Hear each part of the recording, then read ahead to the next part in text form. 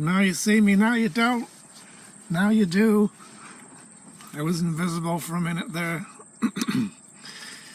Hey, this is Paul. And this is about A Course in Miracles. Today I'm going to talk about the world that you made and the difference between making and creating. And there's a very big difference. And when I show you the differences, it'll become obvious why this world was produced by making and not by creating, and therefore it cannot have been created by God.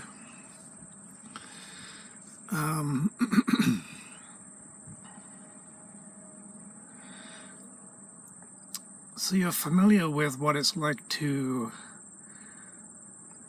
make stuff in this world, but you might not be as familiar with how creation happens in heaven.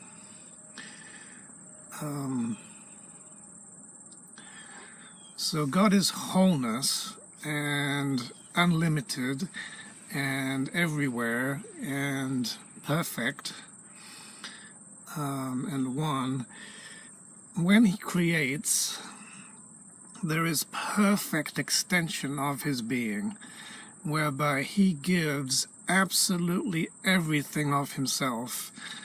The fullness and the wholeness of His entire being is given to create. And He doesn't hold anything back. He doesn't limit the things that He created.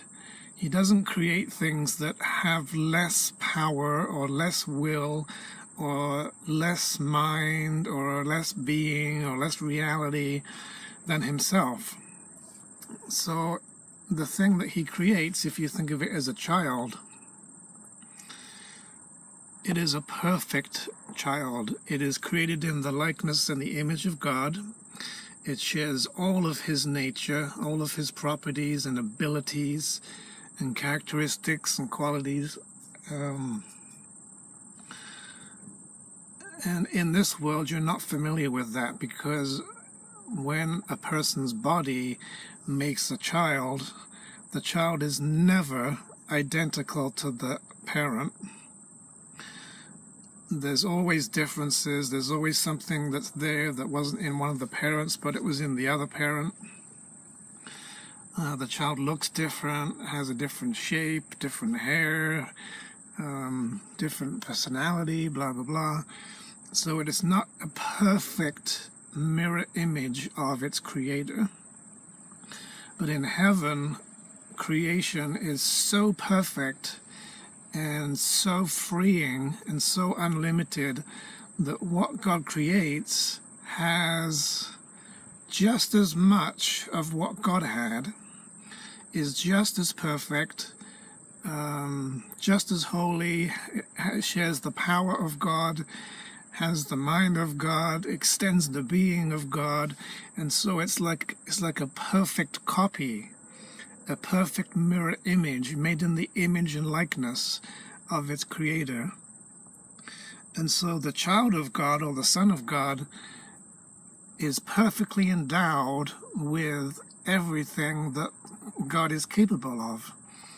It can create, it has a mind, it has a being, it's holy, it's loving, it's joyful, it's fully powerful and creative. And it too, because God has the quality that God creates creators, the Son is just as creative as the Father.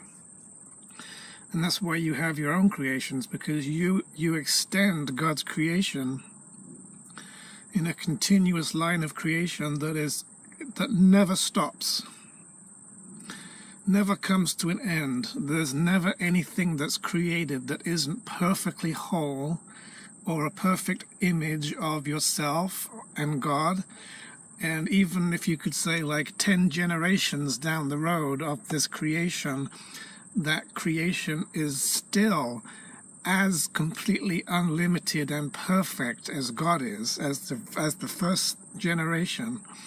There's no degradation, there's no sickness, there's no specialness, there's nothing left out, there's no limitations of any kind imposed at each step, and every single thing that's created is fully creative, and has just as much creative power and ability as the Father had. So it's almost like mirror image reflections of God. Every single one of those creations in every generation is a perfect image of God. It's exactly like God, in God's likeness. So there never is an end. It just extends forever through this line of creation, this lineage. And Jesus talks about how your creations are living beings of light, and because they are beings of light, so must you be a being of light. So it's almost like the definition of what a child is like could also be used as a template for what the parent must be like, because the child is so identical to the parent that anything that's true of them is also true of the Father. Everything that's true of God is true of you. And so creation is extension, and it just keeps on going and going, and it just flows, and it's continuous, and it's permanent, and there's no end and no limit.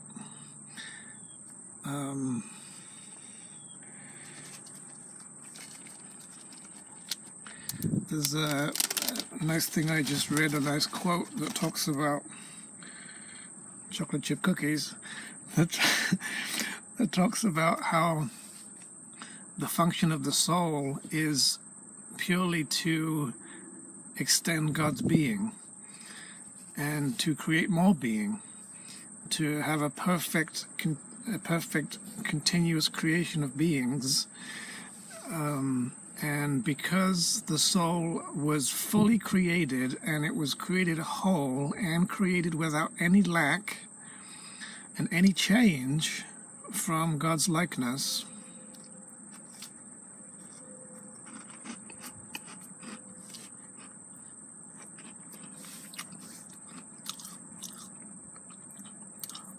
if you can think about how the whole of God creates fully, all of God is given, the soul, the Son, or the sons are fully created, and God has been so generous in giving and so unlimited and unconditional in his giving, his creating, that he's created a Son who everything has been given to, is so freed and so freely given and so fully given and so given of wholeness, and wholeness is given to it, that God creates, literally creates a son and another son and another son, and every one of these souls is a whole within itself. It is totally complete, and it lacks nothing, has no limits of any kind. There's nothing your holiness cannot do. And so you now get this idea that there's been this miraculous creation where God has actually fully created a being, and this being is fully creative and can fully create other beings, all of which are perfect. And there's no end to it. There's no place where somebody stops or somebody doesn't create. You have to create.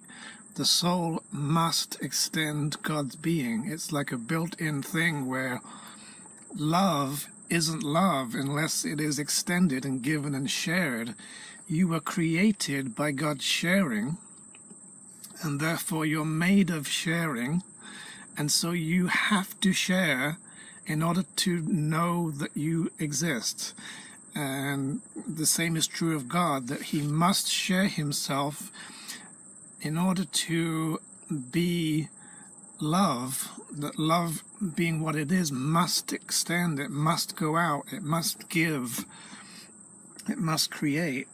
Otherwise there's no existence. So it's not like that in this world.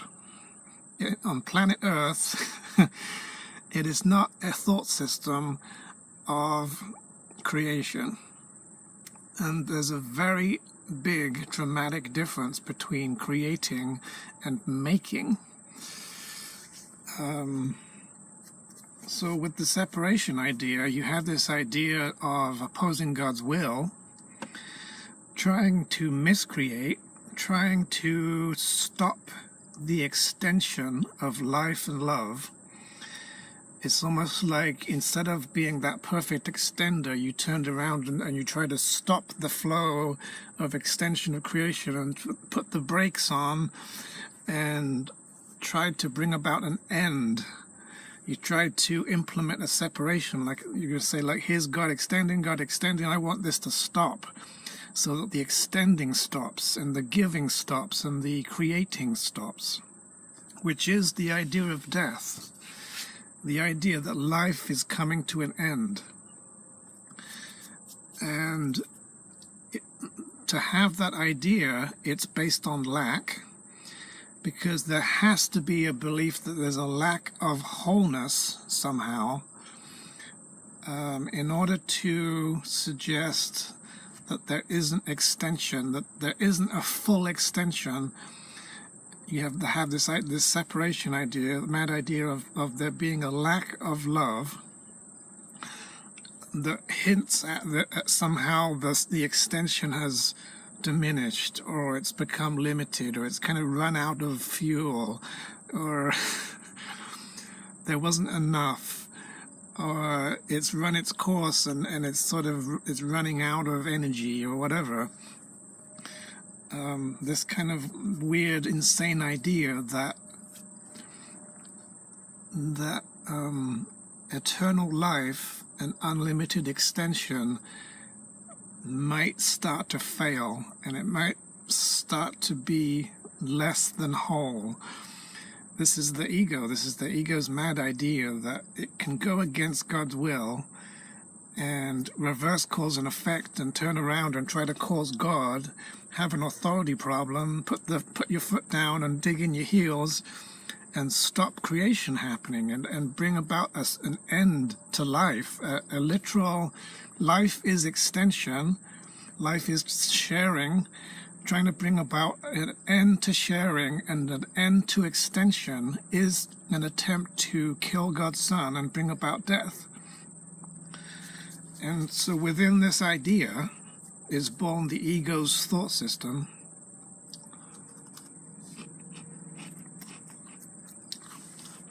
in which you make up this idea that there's a lack of extension. And so because there's a lack, you have a need. You can only have needs when there is a lack, because you have everything. God's already given it to you. So you think that you're lacking and needy, and so now there seems to be a perceived need, like I don't have something, I need it, I'm lacking, I'm empty, gotta go find it, gotta make it, gotta do something. Jesus talks about how creation doesn't do as such, knowing doesn't do, but making is about doing. And it's founded on the belief that because you lack, you are in need, therefore you must sort of invent and make something to fulfill the lack. And it's going to be an illusion of something that doesn't actually undo the lack. It's going to be magical. And it's sort of a substitute for what it is that you lack, that you really lack. You really lack God, you lack wholeness, you lack love, but you don't want to go backwards and get the love, so you want to keep the separation. So whenever you make to try to substitute for God's love and creation, you actually are implying that you believe in the separation. So in a sense, making emphasizes that you're separate and that therefore creation has ended. So it's almost like it's back to front. It's sort of implying that you're creating something because you're making something, but you're not really adding, you're not really creating and extending. You're actually bringing an end to creating. And so it's an illusion of creating, showing up as what seems like, oh, I'm making some stuff, but the stuff you're making is fictional and doesn't exist. It's illusions, and it's not real.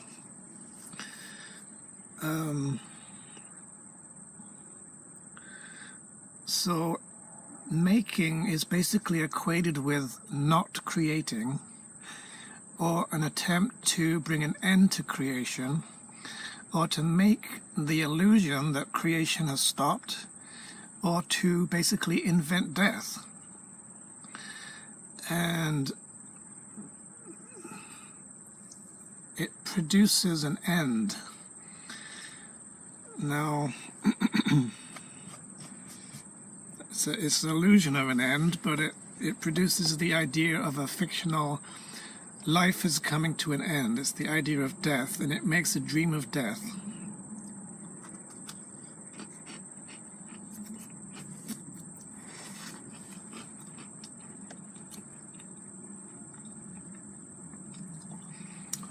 So what you did is you made a world.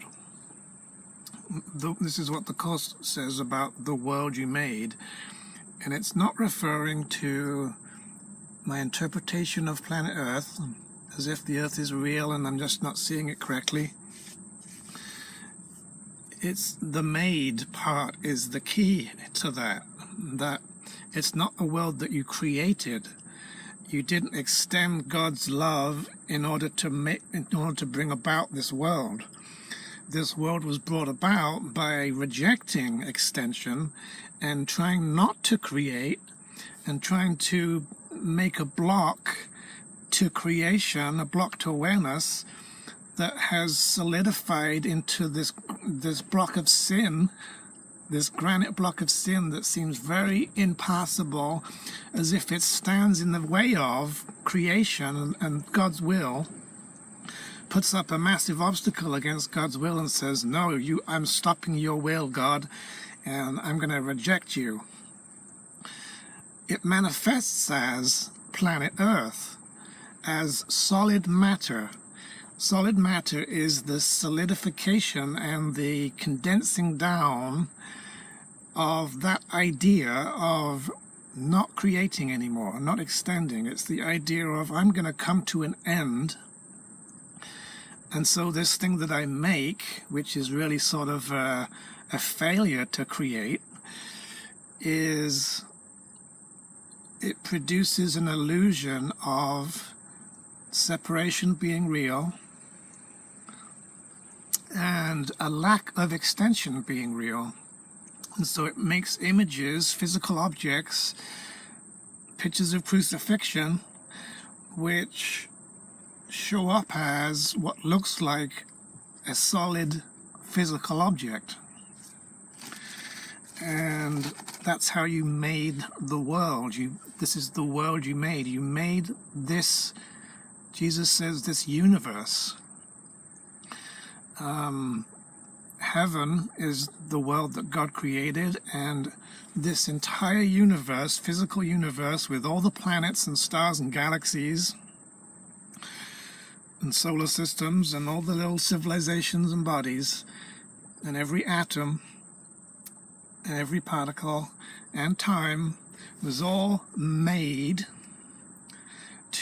as an attempt to put the brakes on creation and to stop God's will. It was made as an attack on God. The world was made as an attack on God. And the making is the important part. So what happens is you try to bring a stop to extension, which arrests the extension of the mind and induces sickness. And it's sort of like the flow that was nice and smooth and unhindered is blocked, like a blocked pipe, and the flow starts to hit the blockage, and the blockage sort of becomes compacted and dense and congested, and that's what physical matter is. It's a condensing down of an attempt to be unwilling. Jesus talks about how the world was made of unwillingness, that you didn't want to do God's will, and so as you tried to not will at all, to not extend, you tried to sort of hold yourself back and not will anything, it produced this blockage, this image. The frickin' planet was made in that attempt.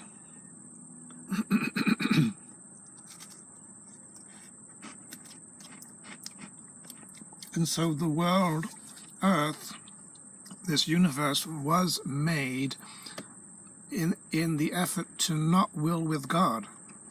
That is why it is not God's will. It is made of unwillingness.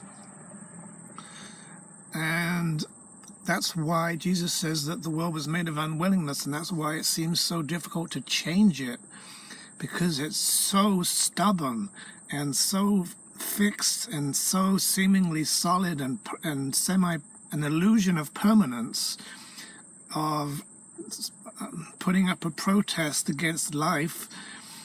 It's not life, it's a protest against life, this world. It's death, it's death forms, forms of death, and in a dream of death. And so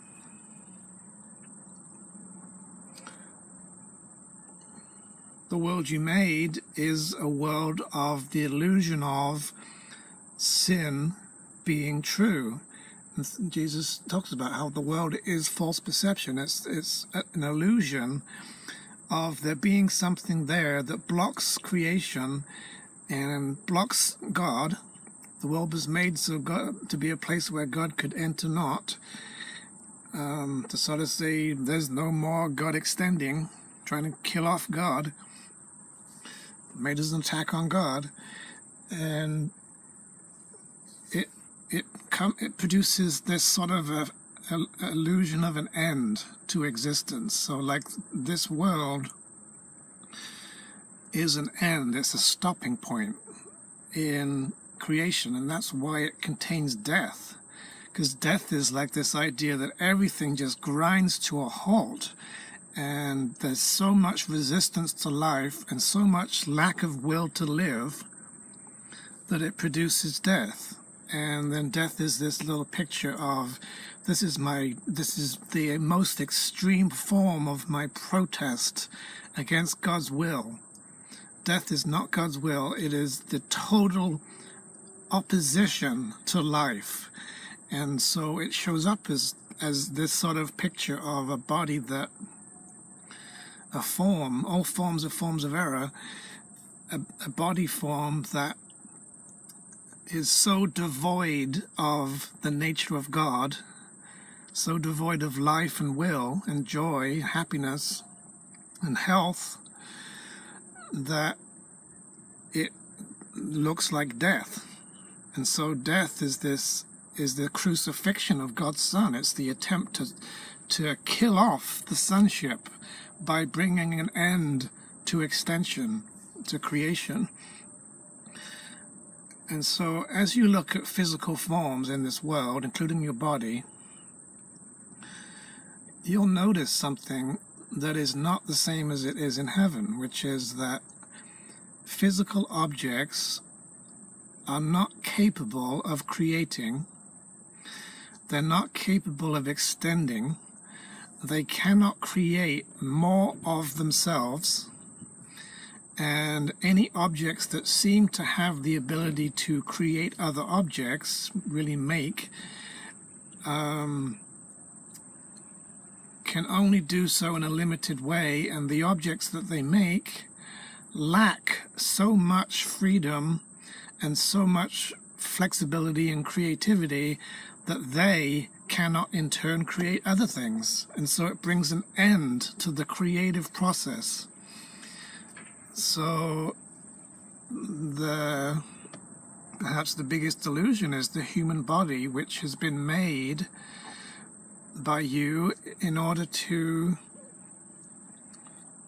create this illusory picture of something that can create other things.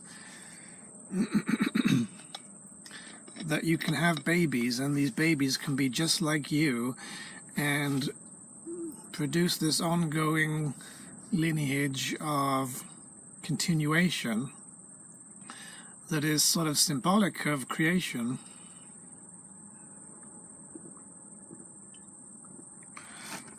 But take a look at it and notice how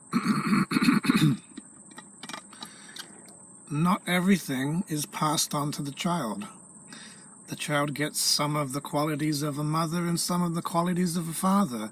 And maybe there's some characteristics from a couple of generations back that suddenly show up in this child that neither of the parents have in an expressed way. And maybe the child is disabled. Maybe they're born with disfigurement and problems and sickness. And so there's limitations that come in. There's differences between the parent and the child. So the child is not the perfect mirror image copy of the parent. They're not identical. So the child is not a picture of wholeness. Your body is not a picture of wholeness. It's a picture of differences, isolations, and exclusions that set you apart from the rest, so that you can identify your body as being not other people's bodies, because it's not wholeness. Bodies are always partial. They're limited. They're not whole, and they're not complete. They're not the whole universe. So in this world, you can make shit. You could use a computer to design a car, and the computer and the robots and whatever make the car, but the car cannot create other cars. So now you've got to the end of the line. There's so much focus on specific forms that limit what the car is, to define what the car is, and now the car is so limited by that definition that it cannot produce anything even remotely car-like, yet alone anything bigger than itself.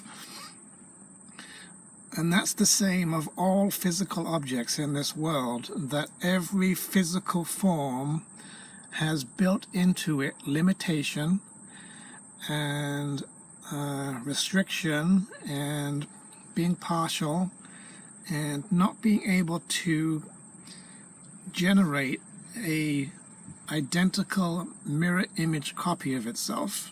Nothing can do that in this world, because that would be creation. This world, physical Earth, planet Earth, this universe is not creation. It's the idea of not creating. It's the idea of making. And whenever you try to create something in this world, you'll find that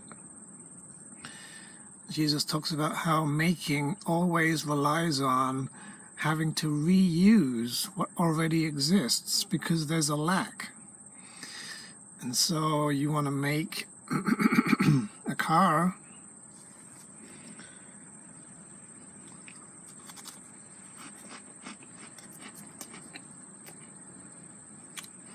got chocolate on myself. You want to, it's very obvious too, you want to make a car, you have to reuse stuff that already is existing, car parts and raw materials. You cannot just spontaneously manifest a car using the making process. You have to make it out of something else that already is here. So all you're doing is just changing the furniture around and manipulating forms, and this is what factories do. They just, take one bunch of things and turn it into the appearance of something else that has a different form and a different function. There's not really any creation going on. There's no creation happening on planet Earth. There's just a regurgitation of everything that's already in this universe, and all the materials in the planet and all the things in the earth and whatever that's already there due to the original making of the earth, which is made of illusions of a lack of substance, a lack of reality. So here's the key point, that this world, the way it functions, and the fact that you cannot create in it, and that it's only a system of making, means that it is not created, and the creator did not produce it. God did not make the world. This world of makedness did not come from a creator. It came from a maker. It is not a creation. It is something that you made. This is the world you made. God did not create the world. And if you think that's not true, think again about what I just talked about, how everything in this world does not have the ability to extend itself perfectly. Your body cannot create. Your car cannot create. Your house cannot create. A boulder cannot create. Everything in this world cannot create. All it can do is spin its wheels and change its forms. And that's why I think physics says something about how energy cannot be destroyed. It just gets turned into a different form, because it's just kind of swirling around in a big pool of making, and illusions of forms and appearances are not really actually increasing. The universe is not increasing in the Big Bang. It's just sort of reprocessing and just moving around and making illusions. There is no world because it has not been created. Only things that are created are real. Only things that are extending forever have permanent existence. If it's not coming from an idea of unlimited perfect wholeness, extending perfect wholeness, and creating only perfect wholeness, which can in turn extend perfect wholeness, it does not exist. It's an illusion. And so this whole world, every plant and tree and animal and human body and building and ocean and forest is made of illusions. It's the illusion that there is not creation. That's why it doesn't really exist. That's why there is no world. There is not really a world here. It's an illusion. It's just a picture of crucifixion. It's the idea of death. It literally is an image of death. Even if it looks like life, even if I'm looking out here and there's an entire field covered in green plants and flowers and butterflies, they don't exist, because they are the illusion of what it looks like when you put the brakes on creation. That is what it looks like when you make surfaces and forms and walls and granite blocks of sin that the body's eyes are blinded by. You're blinded by sight of form, cannot see past it. It's not really there. And it's not really life. There's no life outside of heaven. There's no life outside of creation. So anything that you made, anything that is made and not created, does not really have life. It doesn't have eternal life. And Jesus talked about how either all things must live forever, or all things must die. And what that means is either everything has eternal life, extends forever, is whole, and shares the whole of existence with all of creation, which nothing in this world does, or it is dead. These are not life forms, they are death forms, they are images that are pretending and look like they might be life, but they're just dreams, they're illusions of an image, a pretend form of life that isn't life. There is no world. Only God's creation, which is heaven, exists. Only God's creation is reality. This world and all its forms and bodies, including this body, this car, the sky and clouds, the trees, is the world you made, literally made up, invented, dreamed, imagined, to try to bring an end to existence. Jesus says a world that attacks itself and denies its own existence cannot exist. That's what this world does.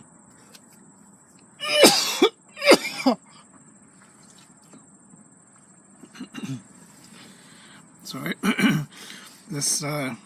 So a world that attacks itself doesn't exist. And so because this world is a denial of existence, because it denies creation, it's made of the idea of trying not to create like God, trying not to extend. It's trying to bring death. It's trying to bring an end to life.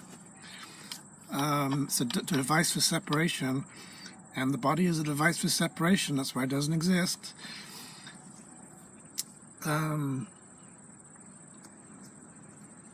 It's not real. And by denying life, it cannot be made of life. By denying life, it can only be made of the idea of death. And Jesus says that without the idea of death, there is no world. And this is very literal. Without the idea of death, which is the attempt to block awareness of the extension of God, which produces planet Earth, there can be no world. Without that idea of death as an opposition to heaven, Earth is opposite to heaven in every way. It was made to oppose reality. It's a dream, not reality. And because it is opposite to creation, it must not have been created. It doesn't really exist. It's the idea of death. This is a dream of death. And although you can get to forgiving it,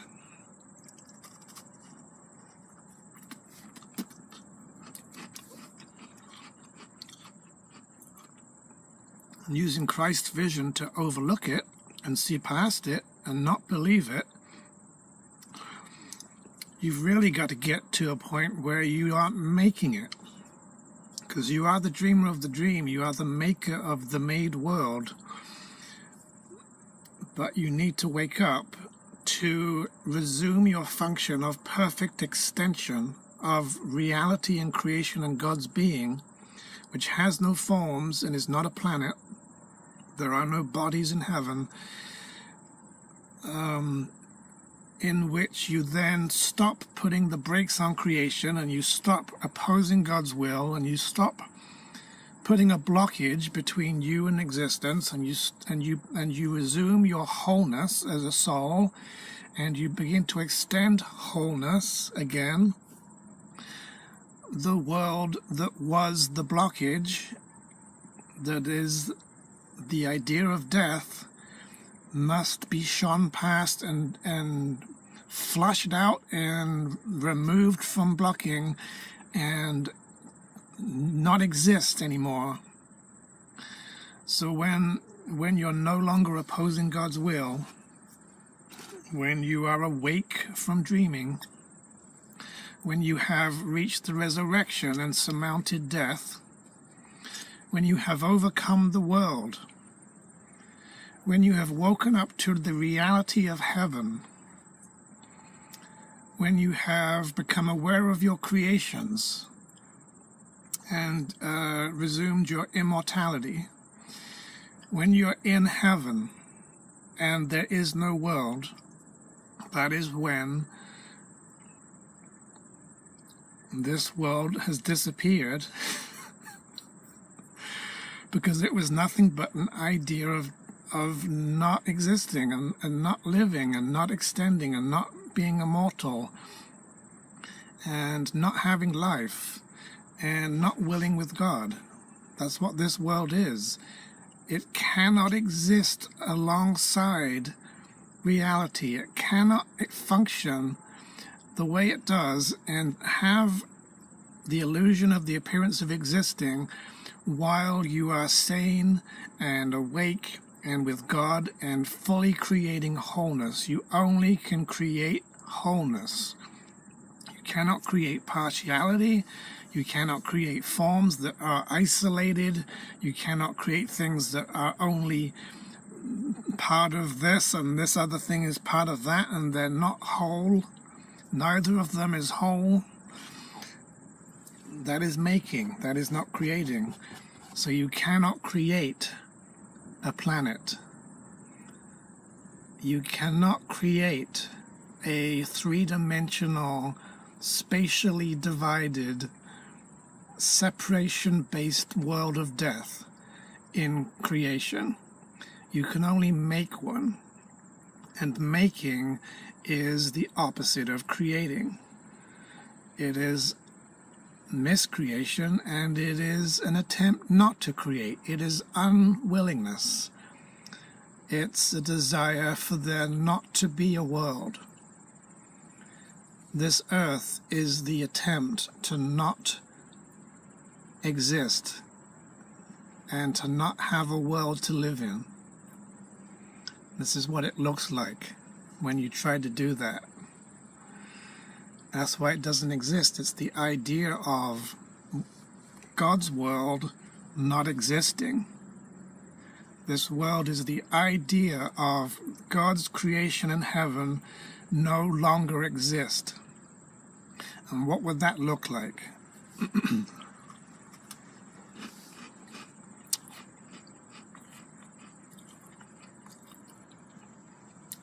So this world, Earth, tries to assert that heaven doesn't exist. This world tries to claim and prove that there is no heaven. It is a block to awareness, and it's stopping you from seeing and being in heaven. It is coming between you and God. You cannot behold the world and know God. God cannot enter a body. Love was never in the world of dreams.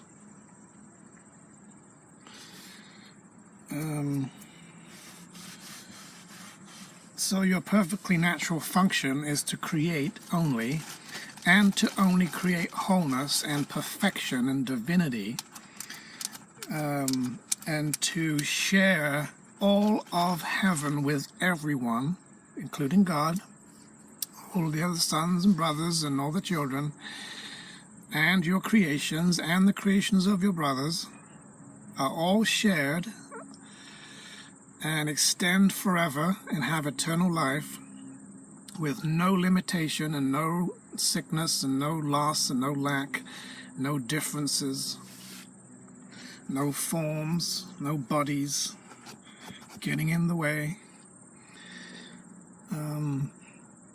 That's your natural habitat. That's your natural place. And Jesus talks about how the laws of this world run contrary to your nature. You're not at home here. You're like a fish out of water. This world runs against your nature. Its nature is completely backwards from the nature of your soul. The soul wants to extend and share and create. This world wants to put a stop to that. It is going against the grain. It is not God's will. Planet Earth is not God's will. And it's not God's will that you suffer.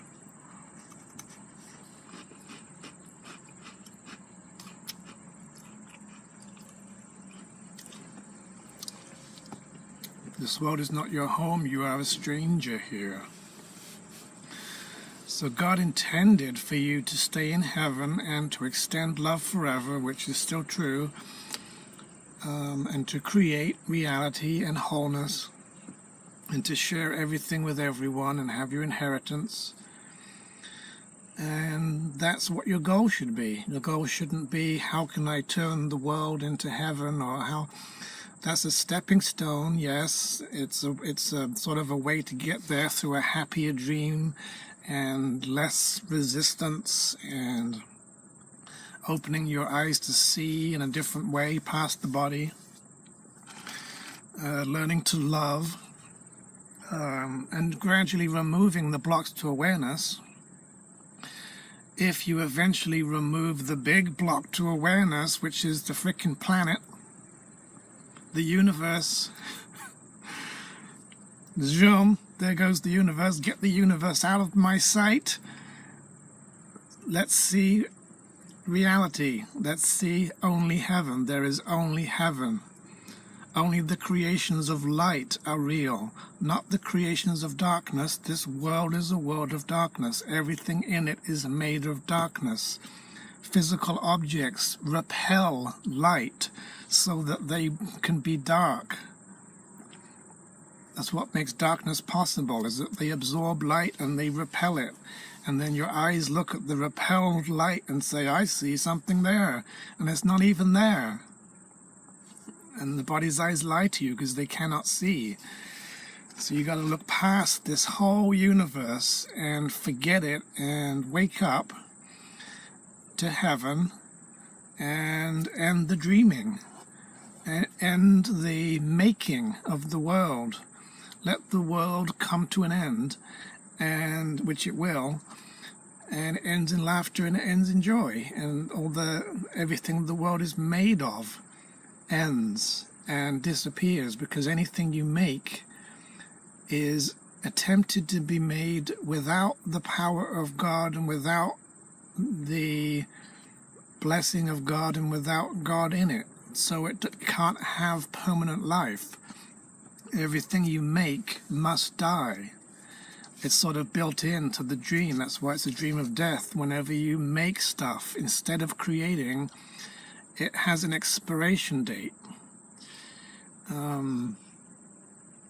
So the world will spit into the nothingness from which it came at some point, because it's made and not created. It's not permanent.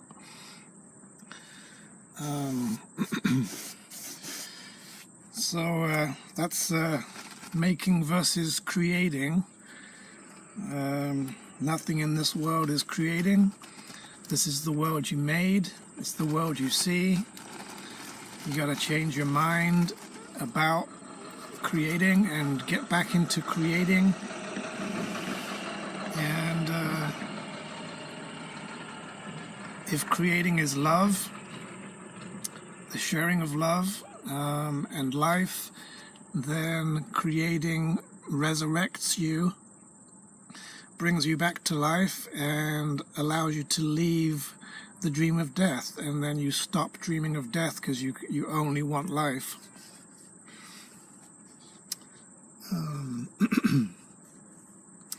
So life.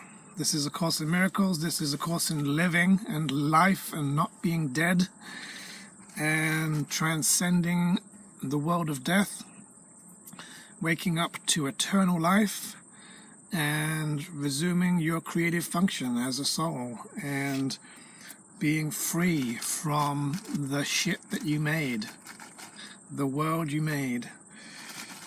So I'll see you next time, and talk to you soon. Bye-bye.